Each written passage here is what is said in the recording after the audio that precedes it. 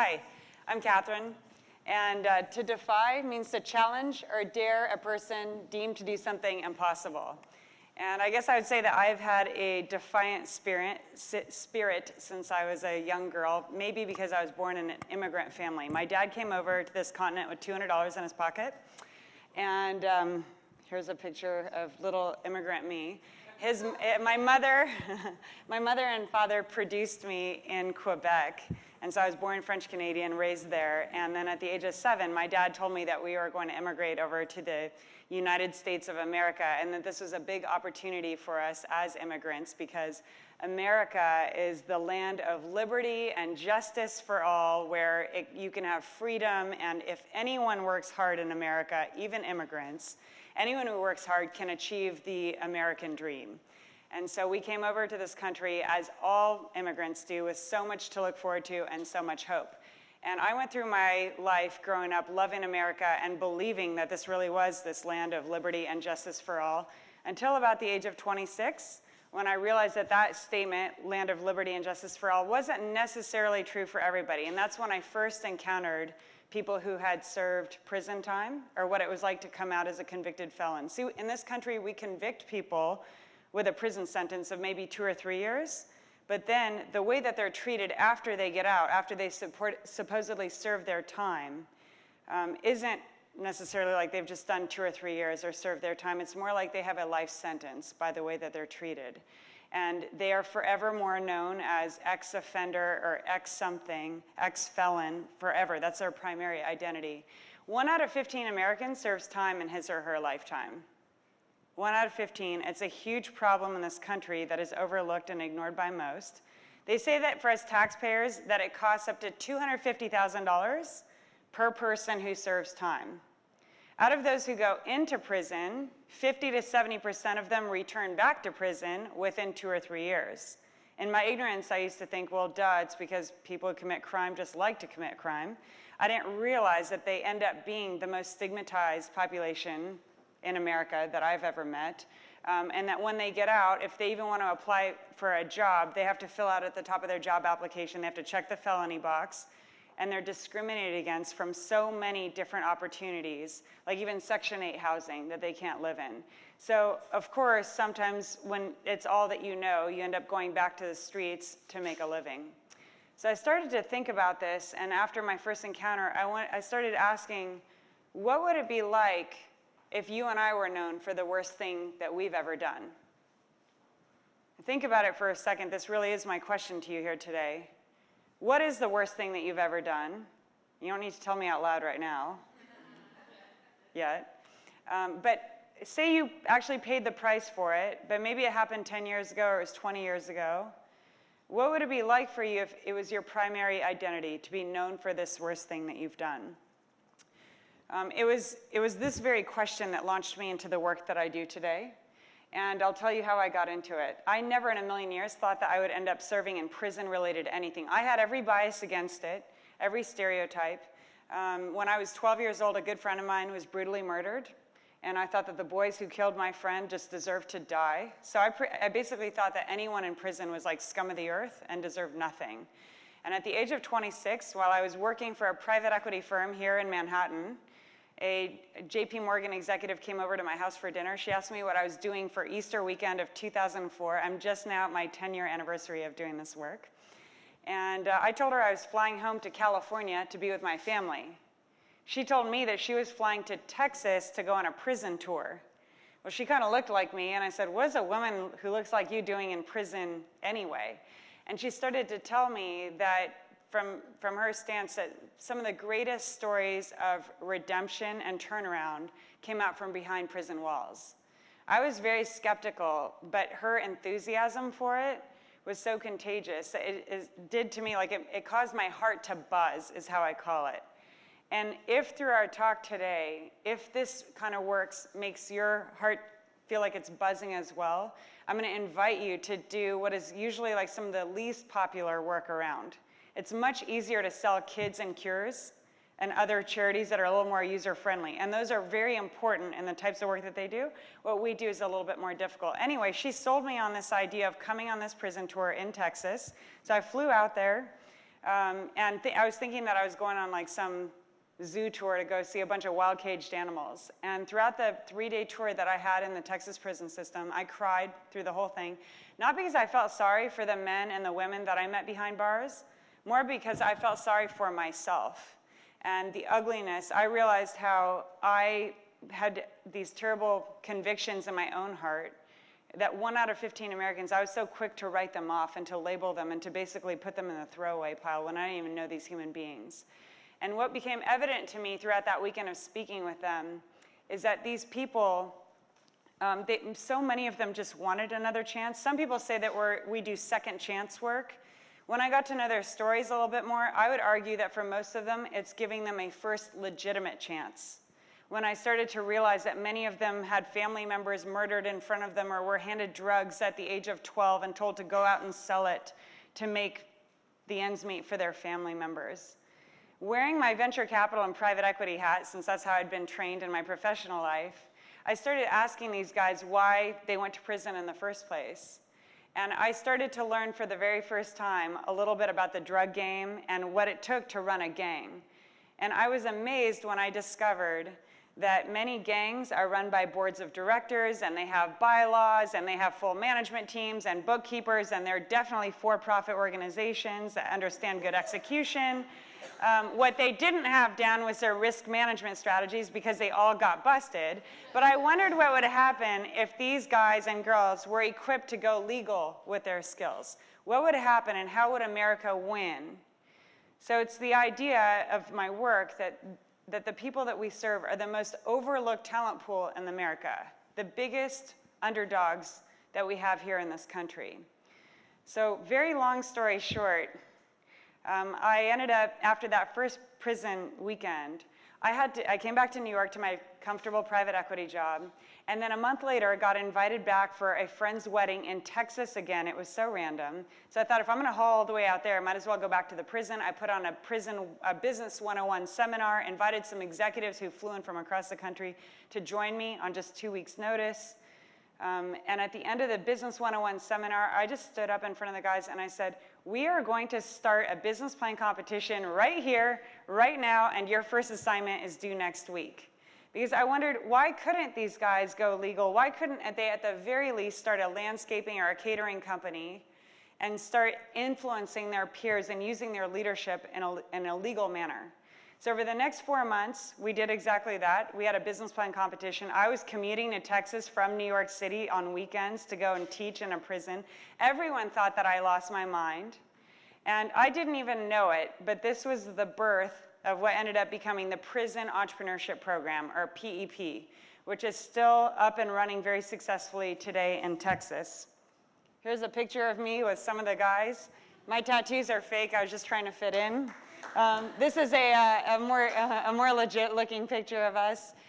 What's interesting about the students that we served in PEP is 80% of them committed violent crime. And I think that when we think of people who commit violent crimes, we have all types of images that flow through our minds that largely come from the media. These were people who had done things that they really regretted, who were willing to do the hard work to get back on track with PEP. So over the next 5 years under my leadership, I ended up leaving New York. I cashed out my 401k and emptied out my $50,000 savings account to go all in to build out PEP in Texas.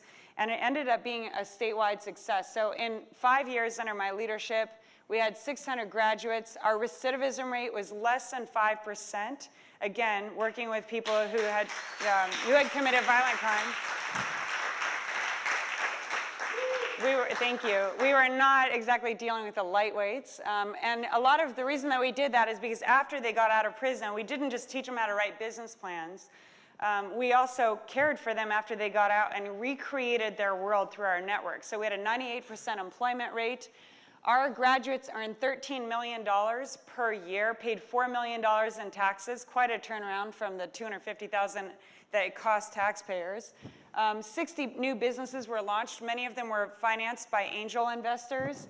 We had 7,500 executives and supporters that we recruited from all over the country, including 32 MBA program partners, Harvard, Stanford, you name it. We're partners in helping our students and equipping them. We raised $2.5 million a year, and we developed a nationally praised character and leadership development program. Half of what we did was on the personal transformation, development, holistic character side.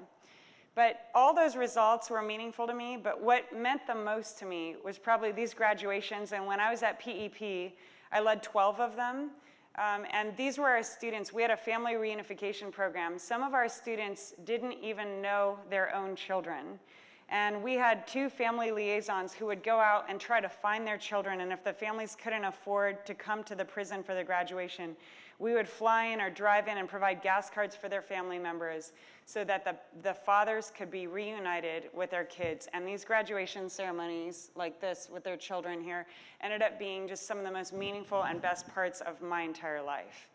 So I'd like to tell you that I'm back here in New York running Defy Ventures, no longer running PEP, because I've always had this vision to run a national program, and I have. PEP is scaled all over Texas, and now I am building a national model with Defy Ventures. But something that is hard for me to talk about happened in between that I'll share with you. So I had been on all types of stages talking about what would it be like if you were known for the worst thing that you've ever done, and that became my story. So about 4 years ago, I was divorced, and that divorce came to me pretty unexpectedly. I'd been married for 9 years, since the age of 22 until 31. And in the wake of my divorce, I ended up making some terrible leadership decisions. I was so ashamed. I buried myself. Like I didn't want to face anybody else. In my despair, I made decisions that I regretted, which were basically, I had relationships with people who had been released from prison. They were my own graduates. It was absolutely wrong. I knew it was like a horrible choice. And the one thing that I did pretty well after my bad decisions was that I was forthcoming and I admitted my failures and my mistakes. What I did wasn't illegal. It wasn't even against the prison system's rules. But I knew it was a lapse in my own moral judgment. It went against my spiritual values. But the prison system still made a decision, a moral judgment, that what I did was not okay, and that I had to resign from prison entrepreneurship program. So I know that some of you are entrepreneurs, and some of you have built organizations. They're like our babies, like PEP. I had put my everything into it. I had nothing left, and this is what I had stood for. I knew that I made some bad mistakes in my life, and I did accept the prison system's decision. But it was incredibly painful for me to walk away and say goodbye. I never, ever envisioned the day that I would be cleaning out my own office and leaving the work that I love so much. So I did that. So I found myself to be a divorced woman who had lost everything that had meant something to me, or so I thought. What I didn't lose, because I was so honest and owned the mistakes that I made, was relationships with people who had believed in me in this country to build something. They had taken a chance on me. They had come alongside this vision, and they said, for all these years, you've been talking about what it would be like if you were known for the worst thing, and now you're living through that. We want to come alongside you. What do you want to do next? See, that was hard for me to accept, though, because I felt like the work that I do with PEP, it's my calling. I know that this is why God has put me on earth. And I felt like I threw that away by making my mistakes, so I wanted to throw myself away. I literally nearly killed myself. I had zero vision for what to do next. So I did go away for a little while. I kind of went underground. I got therapy more than I care to admit for about the next 6 months. I had a lot of lifetime of therapy, but and then I moved back to New York City because this is my favorite place in the world, and I hope to die here one day, not anytime soon now. And I just started to ask the hard questions. What do I want to do with the rest of my life? I was too tired to lead again. I can make PEP sound really glamorous, but it was gut-wrenching work day in and day out. And I didn't know that I wanted to do that again. So I got an offer to go back into venture capital. And the minute that I came back here and got that offer, I felt like such a sellout. Because I do know why I'm on earth. And I made some mistakes. But other people rallied alongside me, and other people gave me life, and they gave me resources and everything that I needed. And so very slowly and very cautiously and so nervously and with like the lowest self-esteem ever 2.5 years ago, I launched what has become Defy Ventures. And this is my 2.0 attempt. And Defy Ventures transforms the lives of business leaders like yourselves and people with criminal history who are also business leaders through their collaboration along the entrepreneurial journey. And what we do at Defy here in New York City is we are building a model that will be scaled nationally. That's my vision for Defy. And we recruit the most accomplished former drug dealers and gang leaders that we can possibly find. And then we take them and we put them through a rigorous screening process where they have to prove that they really want to be legal entrepreneurs. We're not in the business of taking former drug dealers, equipping them with business skills, and then helping them become better drug dealers. So they have to show us how and why they want to transform their lives and how they're committed to that. So once they get in, then they do go through a 1-year-long, extremely difficult, select, intensive, MBA-like Shark Tank-style business plan competitions. Half of what we do is business and entrepreneurship related. The other half is character development and parenting skills and anger management and like everything else that they need. We just had a family picnic on Saturday in Central Park where they bring out their kids and we get to play games. And so they're going through this intense program, and the engine that runs Defy, really that makes this work, is our executive involvement. So we recruit executives from New York City and from all over the country, even all over the world, who fly out to judge in the competitions, to mentor our students, to help them out in living up to their full potential. So far, I launched Defy as an organization 2.5 years ago. We've only been running the actual program, like serving students, for just over a year now. And so these results are in this past year, because the first year I spent it building infrastructure, making sure that we would be a solid organization and raising funding. So far, we've served 75 entrepreneurs in training in 2 classes. We actually started serving our first 5 women in our second class that just graduated. We've already launched 44 companies, which is pretty phenomenal for any type of incubator. These, out of our first class, there were 21 businesses. They generated 24 new employment opportunities to other Defy grads and others out there in the community. All but 2 of our businesses are already cash flow positive. It's pretty amazing. They're simple service models. Our employment rate for those who don't make all of their living off of their businesses is nearly 100%. It's too early to say, but so far so good. 0% recidivism. We've recruited nearly 1,000 executives who have given more than 8,000 hours, and we welcome you to be a part of the Defy solution. We've raised more than $2 million. Our work has been written up, and if you guys would help us to spread the word by talking about it on Twitter or blogging about it, that would be awesome. And we're already starting to prepare for national replication. We have to work out the kinks out of our New York City model. We're expanding. We're starting our 3rd class in July. So I'm incredibly excited and proud of the organization that we've built. Here's some pictures of Defy graduates. This is Taryn Tyler with a mobile haircutting business. This is Pedro, who could hardly speak any English when he first came to Defy, but was willing to work so hard. And he's at graduation there getting his most dedicated award. This is Marlon Lynn, who started a home remodeling business, who made $80,000 in his first couple of months with his son there. This is Rob Lilly, who catered our Central Park picnic and runs a catering business that exclusively hires young fathers. He's already created 10 new employment opportunities for young fathers. This is us playing tug-of-war in Central Park. This is me pretending that I'm an expert face painter with the cupcakes on their faces, and with the kids again. And this is the GQ crowd of class 2 outside of the graduation. We graduated 23 entrepreneurship fellows. And so this is a little bit of what we do at Defy, and I love talking about what I do. I love what I get to do with my second time around here, and I can talk about it all day, but I have a limited time slot. And so what I do is I never like to come alone. I like to bring some of my graduates to share about Defy's vision. And for them to come up here and share with you about the worst things that they've ever done takes a lot of guts. So if you guys, this is like maybe the smallest audience I've ever spoken to. I'm not lying right now, but if you make a lot of noise and act like you're one of the biggest, you will make them feel very welcome and alive so that they can share their stories, okay? So I'm gonna call them up here, and if you would help welcome them to share their stories of transformation, please put your hands together. Graduates, I don't even know where you are. Thank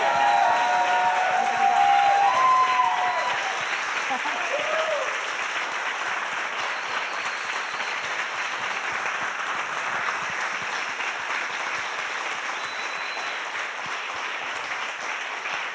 You guys have your mics? They're there.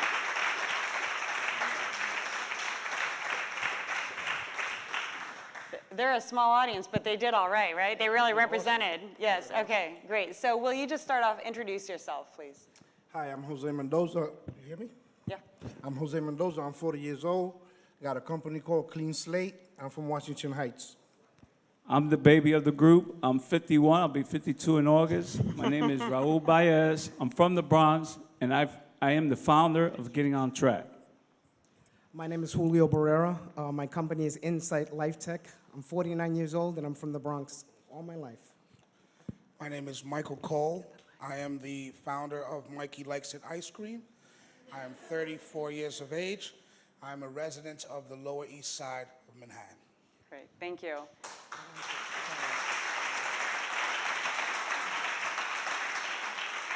And this is what I've come to realize. No one wakes up and says, I want to go commit criminal acts. Like, this is something that has developed over time. Will the two of you just talk a little bit about childhood patterns that led up to you committing your criminal activity?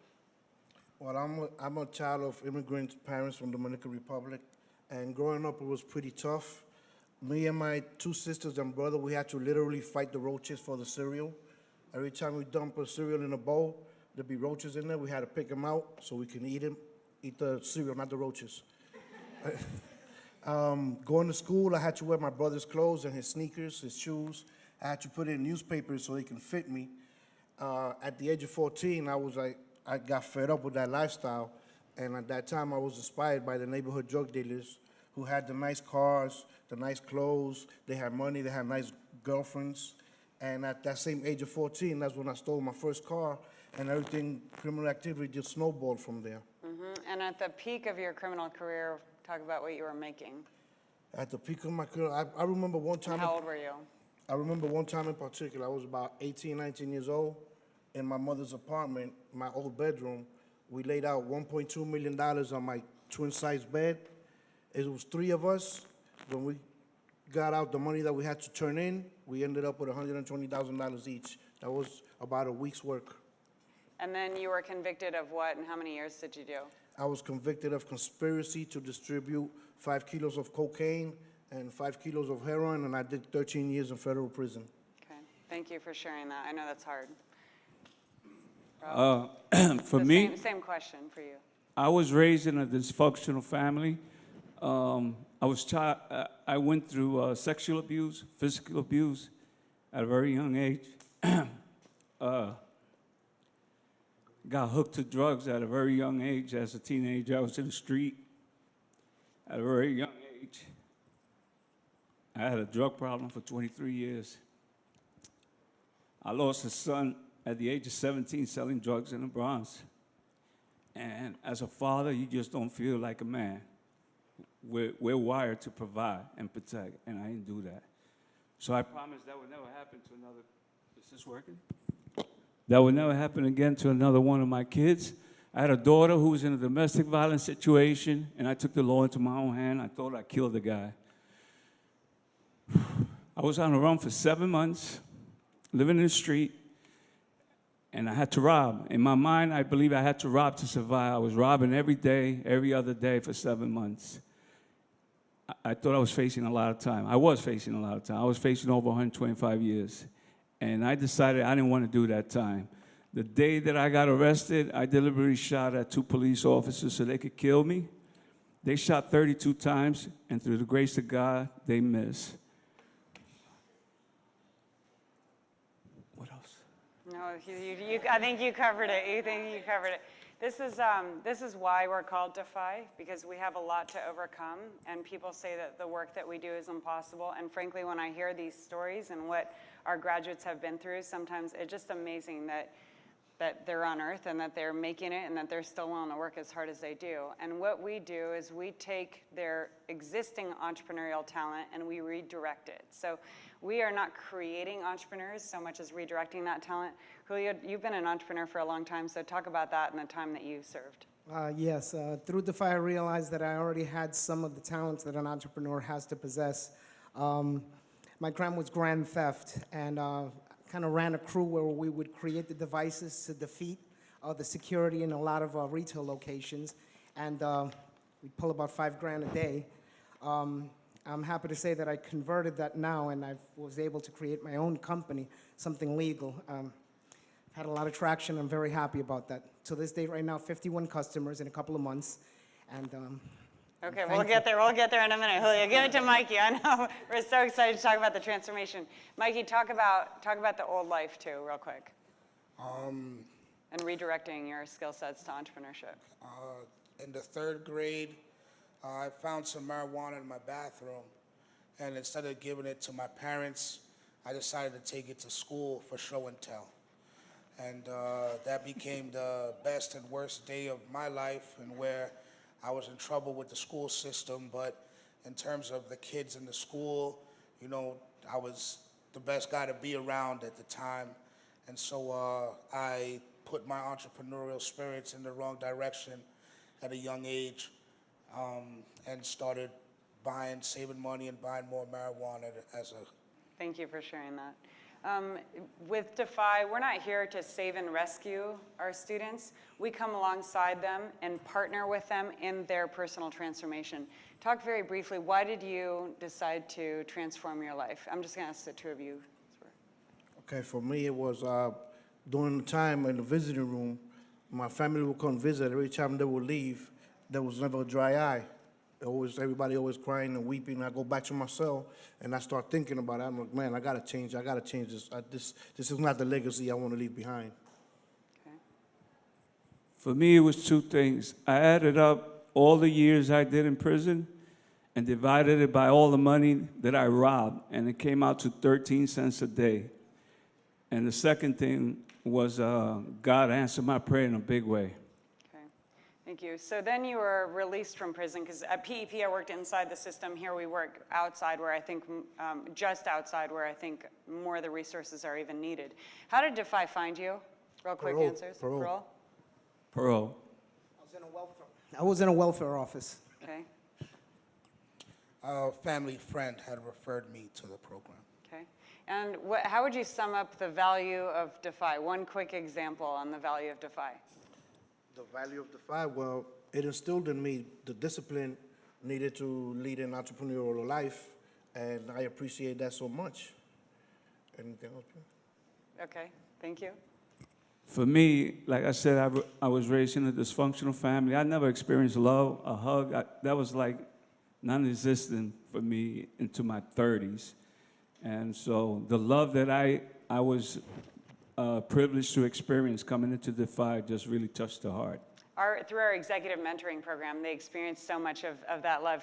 Where does your mentor work? I have an excellent executive mentor. He works for Swiss Re. He's a trader there, right? Yes, he's a trader there. And there was times where we would be up in his office till 12 o'clock midnight going over my financials. Yeah, my and financial his models. mentor is a financial guy too, and I didn't even tell you this right before I came here. He just wrote me an email. I just love Raul. It was pretty awesome. But Defy's not all fun and games. Talk quickly about the worst part of Defy, you two. Wow. At first, when I walked into Defy, it's Tuesdays and Thursdays in the evening and Saturdays all day. I told myself I can handle that. The thing is that shortly after I got in there, they'd pass us a book, test on it in 2 days. It was kind of that workload. It was an insane workload. So it's time management. That was the worst thing. And it was a skill that I had to acquire really quick. Mikey? There's something called the Associated Press Handbook. And as a punishment, if you're a couple minutes late to any obligation, class, or anything which they have, you have to copy this book in this section. It takes about 4 hours. And it's definitely, rather have your time to work on your business than copying some papers. Yes, we believe, thank you. We believe that to make great entrepreneurs, we have to train them with just a strong work ethic and discipline and showing up. But it's already beared a lot of fruit, because just 3 months ago or so, each of you legally incorporated your businesses. Quick elevator pitch on each of your companies, 10 or 15 seconds. Go. I'm the founder and CEO of Clean Slate. We clean blinds, blind cleaning and more. We don't only just clean blinds, we offer you a healthier environment, be it your office or your home. We use an ultrasonic system to clean your blinds. Excellent. And how well have you done so far? Any traction? Oh, for traction, right now we have handshake agreement, verbal agreements with Columbia University, with Chase Bank, with the W Hotel on Park Avenue, with William Ryan Community Health Center on 97th Street and on 46th Street. And we're looking into getting to Lehman College, Manhattan College, and so many more institutions. Okay. My company teaches financial literacy and is based on a program I started in the last prison I was in, and it's still running, by the way. So I'm getting ready to close a deal that's going to allow me to go back into the prison systems 5 days a week, get paid, and teach those men and women in prison financial literacy. And after spending so much of your life in prison, you want to go back? Absolutely.